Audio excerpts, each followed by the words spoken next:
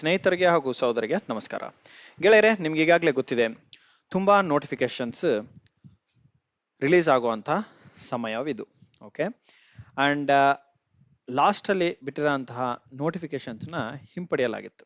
ಯಾಕಂತಂದ್ರೆ because of internal reservations ಕಾರಣದಿಂದ SC ಕ್ಯಾಟಗಿರಿನಲ್ಲಿ ಇಂಟರ್ನಲ್ ರಿಸರ್ವೇಶನ್ಸ್ SC ST ಇದು ಮಾಡಬೇಕಿತ್ತು. ಸೊ ದಟ್ಸ್ ದ ರೀಸನ್ ನಿಮ್ಮ ಬಿಟ್ಟಿರೋಂತಹ ನೋಟಿಫಿಕೇಶನ್ಸ್ ಹಿಂಪಡೆದಿದ್ರು. ಅದರಲ್ಲಿ ಯಾವುದು ಅಂತಂದ್ರೆ ಯಾವುದೆಲ್ಲ ಎಕ್ಸಾಮ್ ಆಗಿರಲಿಲ್ಲ ಆ ತರದ ಪೋಸ್ಟ್ ಹಾಗೂ ನೋಟಿಫಿಕೇಶನ್ ಹಿಂಪಡೆದಿದ್ರು. ಆ ಪೋಸ್ಟ್ ನ ಎಕ್ಸಾಮ್ ಕಂಡಕ್ಟ್ ಮಾಡಲೇಬೇಕಿತ್ತು. ಈಗ ಡಿಪಾರ್ಟ್ಮೆಂಟ್ ಮೇಲೆ ಪ್ರೆಷರ್ ಇರೋ ಕಾರಣದಿಂದ BWSSB ಆಗಿರ್ಬೋದು, ಕೃಷಿ ಮಾರಾಟ ಇಲಾಖೆ ಆಗಿರ್ಬೋದು, KSSIDC ನಲ್ಲಿ ಟೆಕ್ನಿಕಲ್ ಪೊಸಿಷನ್ಸ್ ಆಗಿರ್ಬೋದು, ಈ ವಿಡಿಯೋ ಬಂದು ಎಲ್ಲಾ ನಮ್ಮ ಸಿವಿಲ್ ವಿದ್ಯಾರ್ಥಿಗಳು, ಮೆಕ್ಯಾನಿಕಲ್ ಹಾಗೂ CS ಕಂಪ್ಯೂಟರ್ ಸೈನ್ಸ್ ಈ ಮೂರು ವಿದ್ಯಾರ್ಥಿಗಳಿಗೆ ತುಂಬಾ ಯೂಸ್ಫುಲ್ ಆಗೋಂಥ ವಿಡಿಯೋ ಇರುತ್ತೆ. ಈಗ ನೀವು ನೋಡೋದು, ನಾನು ನಿಮ್ಗೆ ಏನ್ ತೋರಿಸ್ತೀನಿ ಅಂತಂದ್ರೆ ರಿವೈಸ್ಡ್ ನೋಟಿಫಿಕೇಶನ್. ಓಕೆ, ಏನು ನೋಟಿಫಿಕೇಶನ್ ರಿವೈಸ್ ಮಾಡಿದ್ದಾರೆ. ಇಲ್ಲಿ ನೀವು ನೋಡ್ಬೋದು, ಈಗ KEA ವೆಬ್ಸೈಟ್ ಅಲ್ಲಿ ನಿಮಗೆ ಹೊಸ ನೋಟಿಫಿಕೇಶನ್ಸ್ ಒಂದು ಬಂದಿತ್ತು. ಯಾವುದು? KEA ರಿಕ್ರೂಟ್ಮೆಂಟ್ RPC ಅಂತ. ಇದನ್ನ ಕ್ಲಿಕ್ ಮಾಡಿದ್ರೆ ನಿಮಗೆ ಒಂದು ನೋಟಿಫಿಕೇಶನ್ ಕಂಡು ಬರುತ್ತೆ. ಅದು ಯಾವುದು? ಈ ನಮ್ಮ ಕರ್ನಾಟಕ ಪರೀಕ್ಷಾ ಪ್ರಾಧಿಕಾರದಲ್ಲಿ ನೇರ ನೇಮಕಾತಿ ಹುದ್ದೆಗಳನ್ನ ಬಿಟ್ಟಿದ್ದಾರೆ. ಏನದು ಅಂತಂದ್ರೆ FDA ಹಾಗೂ SDA. ಅದೇನ್ ಜಾಸ್ತಿ ಪೋಸ್ಟ್ ಇಲ್ಲ, 2 FDA ಇದಾವೆ, 4 SDA ಇದಾವೆ. ಅಂಡ್ ಇದರ ವರ್ಗೀಕರಣನು ಸಹ ಇಲ್ಲಿ ಬಿಟ್ಟಿದ್ದಾರೆ ನೋಡಿ. Very important. ಏನು ವರ್ಗೀಕರಣ? ಈ ವರ್ಗೀಕರಣದಲ್ಲಿ ನೀವು ನೋಡೋದಾದ್ರೆ ನೋಡಿ, 3 ಅಥವಾ ಲೆಸ್ ದೆನ್ 3 ಇದ್ದಲ್ಲಿ, okay, if X number of post ಏನಿದೆ ಅಲ್ಲ, SCಗೆ ಬರುವಂತಹ ಪೋಸ್ಟ್ ಅದು ಲೆಸ್ ದೆನ್ 3 ಇತ್ತು ಅಂತಂದ್ರೆ, ನಾನು ಮುಂಚಿತವಾಗಿ ಒಂದು ರೋಸ್ಟರಿನ ವಿಡಿಯೋ ಮಾಡಿದ್ದೆ, 400 ಪಾಯಿಂಟ್ ರೋಸ್ಟರ್. ಆ ಪಾಯಿಂಟ್ ರೋಸ್ಟರ್ ಅಲ್ಲಿ 3 ಪೋಸ್ಟ್ಗಿಂತ ಜಾಸ್ತಿ ಇದ್ದಲ್ಲಿ ಮಾತ್ರನೇ ನಿಮಗೆ ಈ SC internal reservation A, B ಹಾಗೂ C ಇಂಪ್ಲಿಮೆಂಟ್ ಆಗುತ್ತೆ. ಈಗ ಇಲ್ಲಿರೋ ಪೋಸ್ಟ್ 6 ಪೋಸ್ಟ್ ಅಲ್ಲಿ ಪಕ್ಕಾ ಒಂದು ಪೋಸ್ಟ್, ಫಸ್ಟ್ ಪೋಸ್ಟ್ ಬಂದ್ಬಿಟ್ಟು ಪರಿಶಿಷ್ಟ ಜಾತಿ ಕೊಡ್ತಾರೆ, ಒಂದು ಪೋಸ್ಟ್. ಇವಾಗ FDA ನಲ್ಲಿ 2 ಇದಾವಲ್ವಾ, ಸೊ 2 ಪೋಸ್ಟ್ ಅಂತ ಅಂದ್ಮೇಲೆ ಒಂದು ಪೋಸ್ಟ್ SCಗೆ ಇರಬೇಕು, ಇನ್ನೊಂದು ಪೋಸ್ಟ್ ಸೆಕೆಂಡ್ ಪೋಸ್ಟ್ ಯಾರಿಗೆ ಅಂತ ಹೇಳಿದ್ವಿ? ಜನರಲ್ಗೆ ಅಂತ ಹೇಳಿದ್ವಿ. ಸೊ ಜನರಲ್ ಅಂಡ್ SCಗೆ ಒಂದೊಂದು ಪೋಸ್ಟ್ ಕೊಟ್ಟಿದ್ದಾರೆ ನೋಡಿ, ಅಷ್ಟೇ, ಫಿನಿಶ್. 4 ಪೋಸ್ಟ್ ಇದ್ದಾಗ ಏನು? ಫಸ್ಟ್ ಪೋಸ್ಟ್ SCಗೆ ಬರಬೇಕು, ಸೆಕೆಂಡ್ ಜನರಲ್ಗೆ ಬರಬೇಕು, ಥರ್ಡ್ ಬಂದ್ಬಿಟ್ಟು ಮಹಿಳಾ ಅಭ್ಯರ್ಥಿ ರೋಸ್ಟರ್ ಪ್ರಕಾರ, and then fourth ST.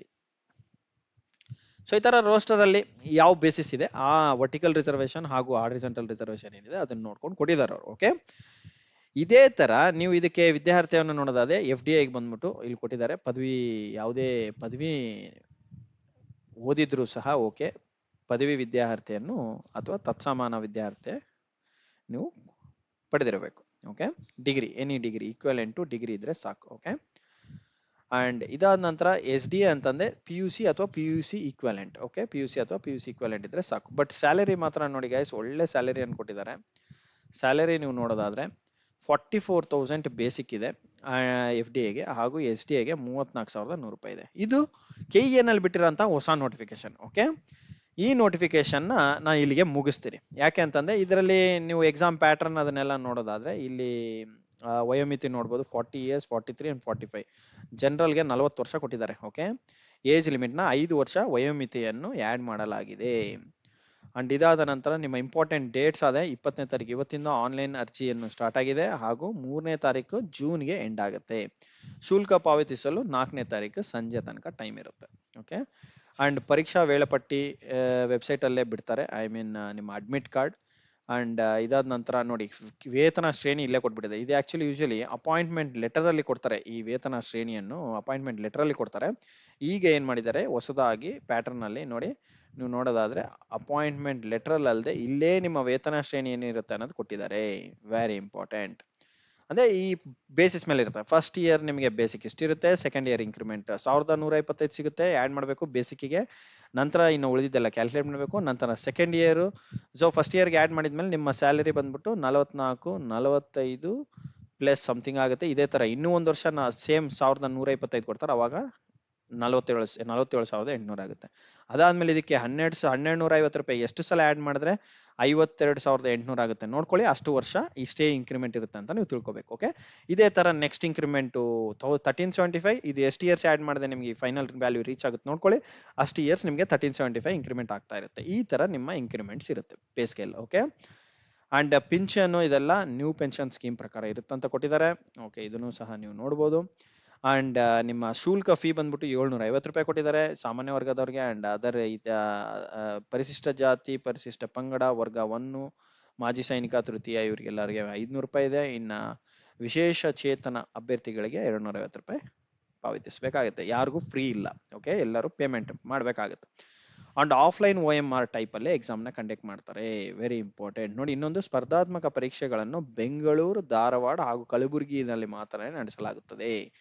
Very important. ಬೇರೆದು ಯಾವುದು ಸೆಂಟರ್ ಇರಲ್ಲ. ಅಪ್ಲಿಕೇಶನ್ ಅಲ್ಲಿ ಹಾಕ್ಬೇಕಾದಾಗ ನೀವು ಚೂಸ್ ಮಾಡ್ಕೊಳ್ಳಿ. ಕನ್ನಡ ಭಾಷೆ ಪರೀಕ್ಷೆ ಬಂದ್ಬಿಟ್ಟು ವೆರಿ ಇಂಪಾರ್ಟೆಂಟ್. ನೀವು ಕಡ್ಡಾಯವಾಗಿ ಬರೀಬೇಕಾಗುತ್ತೆ in case first language and second language ಓದಿಲ್ಲ ಅಂತಂದ್ರೆ.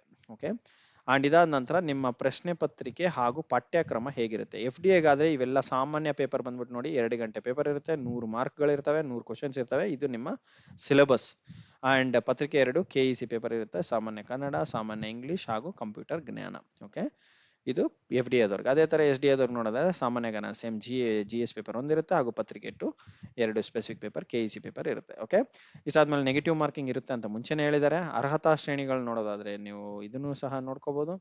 ಅಂಡ್ ವೆರಿ ಇಂಪಾರ್ಟೆಂಟ್ ಒಂದು ಪಾಯಿಂಟ್ 35ರಷ್ಟು ಅಂತ ಕೊಟ್ಟಿರ್ಬೇಕಾಗುತ್ತೆ. ಎಲ್ಲಿ ಕೊಟ್ಟಿದ್ದಾರೆ ನೋಡ್ತಾ ಇದ್ದೀನಿ, ಅದು ಮೇ ಬಿ ಇಲ್ಲೇ ಇರಬೇಕು.